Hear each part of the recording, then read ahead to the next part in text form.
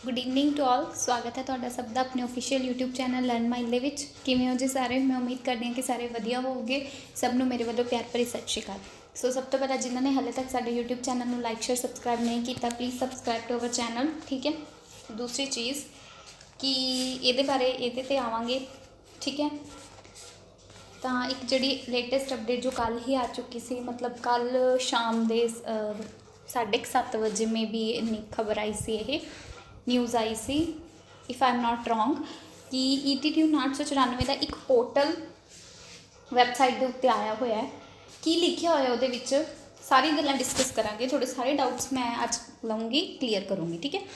सिक्ख्या विभाग पंजाब वालों ETT दी 994 असामियां जल्द ही प्रकाशित कीतियां जा रही हैं। ये उस तो नीचे जिहड़ी भी डिटेल्स वो बाकी होर केडर वास्ते है।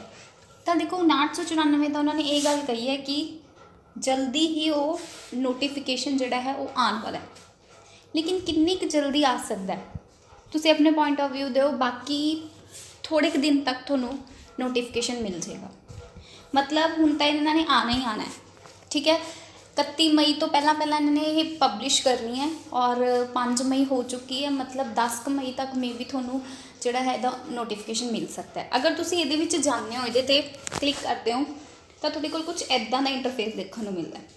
ये की है, इन्होंने की लिखा होया है, इन्होंने दसी हुई है गल भी ETT दी असामियां जल्द ही थोनों देखने को मिलणगियां। सिक्ख्या विभाग आने वाले समय विच किहड़ियां असामियां जिहड़ियां है भरूगा, क्लर्क दियां, सुबॉर्डीनेट ऑफिस स्कूल लाइब्रेरीयन, ये सारियां भर्तियां देखो, लीगल असिस्टेंट, सुबॉर्डीनेट, सारियां भर्तियां जिहड़ियां बेसिकली PPSC द्वारा जो इन्हों के अंडर ही मे बी हैगा, तो सिक्ख्या विभाग वालों ही जड़ियाँ हैगियां वो भर्तियां पूरियां होणगियां। हुण सवाल ये उठदा है, ETT 994 का जो भी नोटिफिकेशन आता है की होएगा उस नोटिफिकेशन कि जो हुण तो 2-3 पेंडिंग भर्तियां ऑलरेडी ETT दियां फसियां हुई हैं जो हले तक पूरियां नहीं हुई, तो हुण इहो जिहा नवां की करनगे जिहदे नाल कि केस ना लगन। सब तो पहली मेन गल है कि मैं सब तो ज़्यादा रिक्वेस्ट करूँगी अपने यूथ तो, अपनी जी जनता है जिन्होंने ETT B.Ed कोई भी जी वीडियो सुन रहा है, प्लीज़ पहला केस ना लगाइयो, पहला भर्तियां नूं आन दो, ठीक है। अगर तुसी केस लाओगे उत्थे स्टक ऑफ हो जाती है। दूजी गल स्टे आ गई, थोनों पता ही है, तुसी हाल देख ही रहे हो 4-35 जो कुछ भी नहीं बनता उस तो बाद। हुण दूसरी आशंका ये है कि 12th बेस आएगी या ग्रैजुएशन। देखो पब्लिश तो थोनों पता ही है कि बहुत पहला दियां हो चुकी, अप्रैल 2022 तो पहला दियां पब्लिश्ड है, न्यूज़पेपर दे विच कटिंग भी है, तो उस अकॉर्डिंगली अगर आप जज करिए तो यह 12th बेस ही आएगी। बाकी जो पूरा नोटिफिकेशन आउट होएगा उस तो बाद थोड़ा ना गल क्लीयर की जाऊगी। दूसरी चीज़, पहला इन्होंने 66-35 पूरी करनी चाहिए है कि ETT 994 का नोटिफिकेशन पहला करना चाहिए। तुसी आप सोचो डबलिंग फिर होएगी, 2364 केडर, 66-35 केडर, वो सारा 994 केडर च जाऊगा, प्लस B.Ed जाऊ, क्योंकि उन्होंने विवाद उन्होंने इशू सॉल्व ही नहीं होया, तो उन्होंने फिर आए हैं कि असी भरांगे, फिर असी भी नौकरी लै लाँगे, फिर वो भरेंगे, फिर वही इशू। तो इस तो चंगा गल क्लीयर की होवे, जो उन्होंने नोटिफिकेशन आए उहदे विच पहली गल, अगर वो B.Ed नूं अलाउ नहीं करना चाहते तो साफ साफ लिखा हो B.Ed या फिर कोई होर डिग्री ये एलिजिबल नहीं है, और नाल ETT की DMC लाई जाए।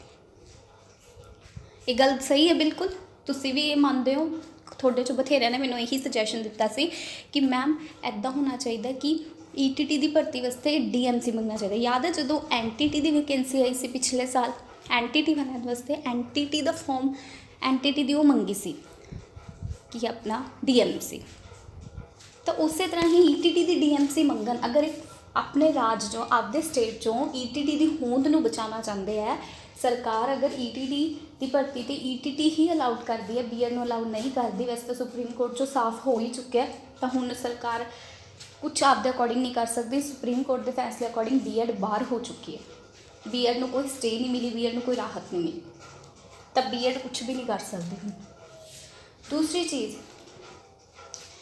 दूसरी चीज़ जेड़े भी मेन इशूज़ रहंदे हैं, ओवरेज का मेन मुद्दा जिहदे करके कोई फालतू की गल होवे ना, सारे अपना पढ़न, किसी को धरने लाने का भी टाइम ना मिले।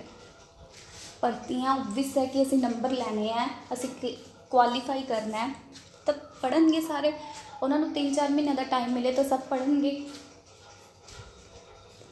ठीक है। ਜਿਹੜੇ ਮੇਨ ਇਸ਼ੂ ਹੈ ਓਵਰ ਏਜ ਦਾ ਮੁੱਦਾ ਹੈ, ਪਿਛਲੀਆਂ ਭਰਤੀਆਂ ਅਗਰ ਪਿੱਛੇ ਦੇਖੋ, ਅਗਰ 66-35 ਪੂਰੀ ਹੁੰਦੀ ਹੈ ਤਾਂ ਉਦੋਂ 5994 ਨੂੰ ਬਹੁਤ ਬੜਾ ਫਾਇਦਾ, ਉਹਦੇ ਵਿੱਚ ਕੋਈ ਡਬਲਿੰਗ ਨਹੀਂ ਹੋਏਗੀ, ਕੰਪੀਟੀਸ਼ਨ ਘਟੇਗਾ। ਮਤਲਬ 2394 ਭਰਤੀ ਪੂਰੀ ਹੁੰਦੀ ਹੈ ਤਾਂ ਜਮਾ ਹੀ ਸਾਫ਼ ਹੋ ਜਾਏਗਾ ਸਾਰਾ ਕੁਝ, ਠੀਕ ਹੈ। ਤਾਂ ਇਹ ਚੀਜ਼ ਅਗਰ 66-35 ਮਤਲਬ 2364 ਦੀ ਤਾਂ ਹੁਣ 12 ਮਈ ਦੀ ਤਰੀਕ ਔਰ ਕੁਛ ਨਹੀਂ ਪਤਾ ਉਹਦਾ ਕੀ ਬਣਨਾ। 66-35 ਉਹਦੇ ਵਿੱਚ ਜਿਹੜਾ 16 ਮਈ ਨੂੰ ਜਿਹੜਾ ਹੈ ਹੁਣ ਉਹਦੇ ਫੈਸਲੇ ਤੋਂ ਸੁਣਵਾਈ ਹੋਣੀ ਹੈ, ਦੇਖਦੇ ਹਾਂ ਕੀ ਬਣਦਾ, ਕੋਈ ਸਟੇ ਟੁੱਟਦੀ ਹੈ ਜਾਂ ਨਹੀਂ ਟੁੱਟਦੀ। ਬਾਕੀ ਹੁਣ ਆਪਾਂ ਆਪਣੇ ਨਵੀਂ ਭਰਤੀ ਦੀ ਅਗਰ ਗੱਲ ਕਰੀਏ ਤਾਂ ਨਵੀਂ ਭਰਤੀ ਜਿਹੜੀ ਆਪਾਂ ਪੂਰੀ ਕਰਾਉਣੀ ਹੈ, ਇੱਕ ਵੀ ਕੇਸ ਨਾ ਲੱਗੇ ਉਹਦੇ 'ਤੇ, ਬਸ ਪਤਾ ਨਹੀਂ ਕਿਹੜੇ ਇਹੋ ਜਿਹੇ ETT ਦੇ ਵੈਰੀ ਬਣੇ ਹੋਏ ਆ ਜਿਹੜੇ ਕਿ ETT ਦੀ ਭਰਤੀ ਪੂਰੀ ਨਹੀਂ ਹੁੰਦੇ ਰਹੇ, ਕੋਈ ਨਾ ਕੋਈ ਇਸ਼ੂ ਜਿਹੜਾ ਹੈ ਆ ਕੇ ਖੜ ਹੀ ਜਾਂਦਾ। ਤਾਂ ਓਵਰਏਜ ਮੁੱਦੇ 'ਤੇ ਵੀ ਸਰਕਾਰ ਨੂੰ ਸਾਰੀਆਂ ਗੱਲਾਂ ਨੋਟੀਫਿਕੇਸ਼ਨ 'ਤੇ ਹੀ ਸਾਫ਼ ਕਰ ਦੇਣੀਆਂ ਚਾਹੀਦੀਆਂ। ਪੋਰਟਲ ਸਿਰਫ ਓਨਾ ਟਾਈਮ ਹੀ ਖੁੱਲ੍ਹੇ, ਪੋਰਟਲ 'ਤੇ ਸਿਰਫ ETT ਵਾਲੇ ਕੈਡਰ ਹੀ ਭਰੇ, ਬਸ ਗੱਲਾਂ ਆਪਣੇ ਆਪ ਕਲੀਅਰ ਹੋ ਜਾਣਗੀਆਂ। ਕੁਛ ਰਹੇਗਾ ਹੀ ਨਹੀਂ ਨਾ, ਫਿਰ ਕੋਈ ਗੱਲ ਜਿਹੜੀ ਹੈ ਵਿੱਚ ਵਿਚਾਲੇ ਰਹੇਗੀ ਨਹੀਂ। ਅਤੇ ਸਭ ਸਰਕਾਰਾਂ ਹੀ ਕਰਦੀਆਂ, ਪਹਿਲਾਂ ਸਰਕਾਰ ਨੂੰ ਹੀ ਕਲੀਅਰ ਕਰਨਾ ਪਊਗਾ। ਸੋ ਕਿੱਦਾਂ ਦੀ ਲੱਗੀ ਅੱਜ ਦੀ ਵੀਡੀਓ, ਮੈਂ ਉਮੀਦ ਕਰਦੀ ਹਾਂ ਕਿ ਤੁਹਾਨੂੰ ਵਧੀਆ ਲੱਗੀ ਹੋਏਗੀ। ਬਾਕੀ ETT 5994 ਦੀ ਤਿਆਰੀ ਆਪਦੀ ਸ਼ੁਰੂ ਕਰ ਦਿਓ, ਜੋ ਤੁਹਾਡੇ ਵੀਕ ਸਬਜੈਕਟ ਹੈ ਉਹਨਾਂ ਨੂੰ ਪਹਿਲਾਂ ਫੋਕਸ ਕਰੋ। ਸੋ ਅਗਰ ਕੋਈ ਵੀ ਹੈਲਪ ਚਾਹੀਦੀ ਹੈ ਤਾਂ ਤੁਸੀਂ ਜੋ ਹੈ ਕਮੈਂਟ ਕਰ ਸਕਦੇ ਹੋ। So this is learn mind signing off, thanks for watching.